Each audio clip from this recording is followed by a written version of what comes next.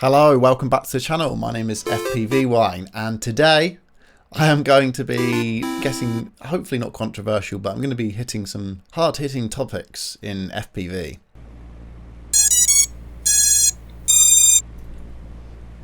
Going to go through some notes that I've made on my laptop. I did finally pull the trigger on getting a 7-inch frame with some motors on AliExpress. I think it was like a £5 refund for a couple of items that came through over Christmas that weren't as expected. And AliExpress, I mean, I don't know what they're doing over there in China, but the service was incredible. I got the refund, so I had £5 in the AliExpress. This is not sponsored, by the way, and I generally would say support local, but the global climate that we're in at the moment. Anyway, I digress. £5 in my AliExpress wallet, and I got a 7-inch frame and motors delivered to the UK from China for £40. And I've been looking at Reddit for how to make, what's the best 7-inch, yada yada, insert here.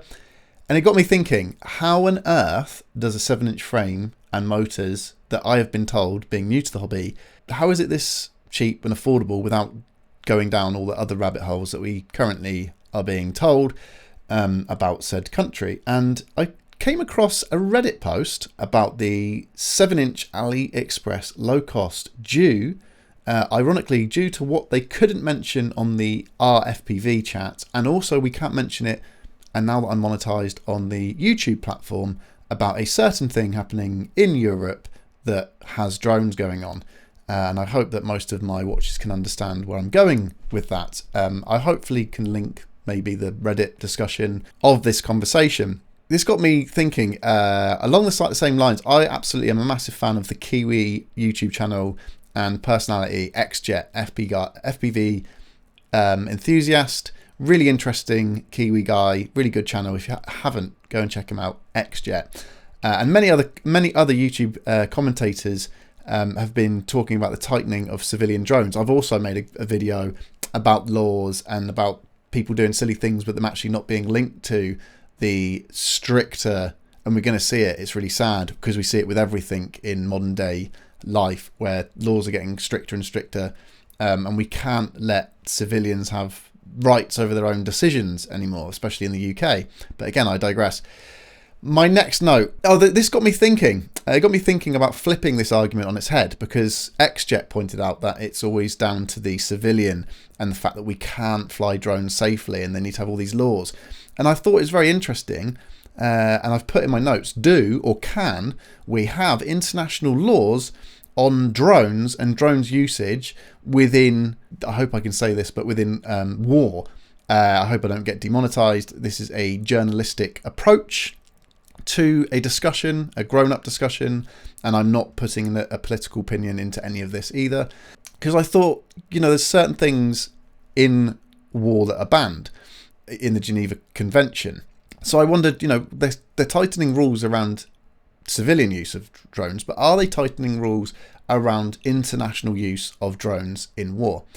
And I also have a scenario which I thought of straight away when I got into FPV, especially when I got my 5-inch and I had the Karen have a go at me, is I worry and it gives me anxiety to how long we're going to have until someone's possibly flying even down to a DJI Neo in a park with a friend.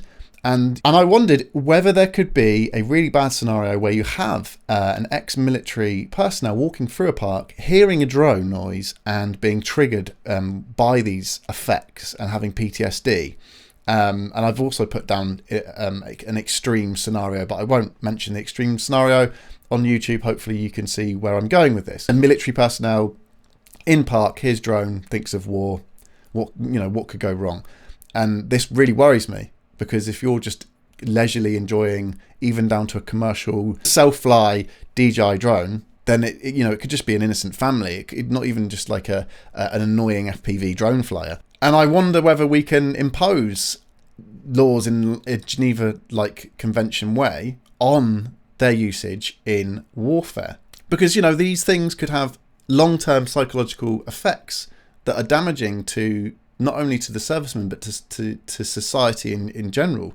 This did get me thinking, and I did look up the Geneva Convention. I asked the old ChatGPT whether there was a case against drone usage full stop in modern warfare, because it's, for me, it's a detachment from reality. You're not, war's horrible anyway.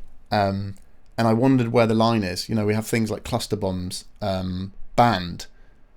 We've got certain ammunitions, certain gases that are allegedly banned. So I wonder whether we're imposing these ridiculous laws on civilians. So maybe we need to start thinking about restricting them within the horrible circumstance of war.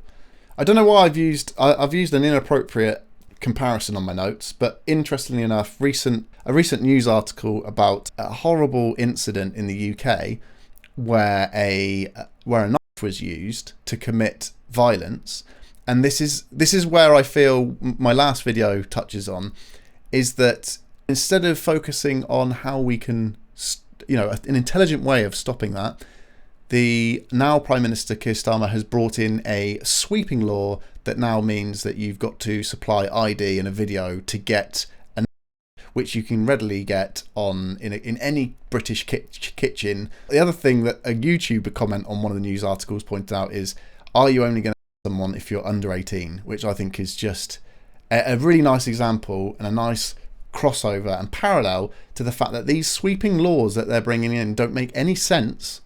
And that's what I worry about within the FPV, within the hobbyist flying. And I believe XJet commented on this. We've now got, obviously, private sector wants to be able to do, such as like a big online retailer wants to do deliveries using drones. And then they're going to privatize the airspace. They're going to try and take over the airspace and not allow hobbyists to be able to fly everywhere like we can at the moment. I say everywhere. We've got fairly open restrictions at the moment in the UK. Which I do feel will only get worse, especially with ridiculous laws coming in elsewhere in other topics in the UK. So it's only a matter of time. For some reason, I've decided to, on my notes, to compare it to gun usage. And I've made a note that, with anything, it becomes of education. People need to be educated about things. Better education. Unfortunately, if you need to get a license, I think it's fair enough. We already have an amazing organisation, UK FPV, who has its own, I think it's called charter, its own law within recreational flying. Because obviously, if you become a member, you get insurance, and I think this is common sense. I think this is common sense procedure, and we're, at least in the UK, I'm speaking of, we're slowly deteriorating into non-common sense law or civilian control, which is within FPV a very poignant topic at the moment. If they're going to start bringing in more and more regulations for civilians, they need to do it as well for the horrible usage within war, I think, and the way that they're developing. There needs to be a line, and if they're going to draw lines in civilian usage of drones, then maybe we need to start drawing many lines in international usage within war as well, because I think some of the ways that they're being used are inhumane. These planes usually have no military equipment and no pilot at all. They are literally remote controlled planes that are sent by the Israeli occupation just to create a buzzing sound to drive Palestinians in Gaza crazy. And unjust. And it's almost along the lines of... So I do wonder if it parallels between bringing in more and more regulations over the last 4 or 5 years on drones internationally. It's not just the UK. Whether that needs to happen in parallel in military usage as well, but something that needs to be looked at in when these people are capable of coming back into society. These are going to be triggers, and I think we should be able to lessen those things as much as possible in an international community way within war, not just within the civilian area, because I think it could lead to bad things. But let me know what you think in the comments section below. I swear to God, I'm going to be annoyed if this gets demonetized. I've tried to do it in a most journalistic, opinion piece way. I've gone through my notes.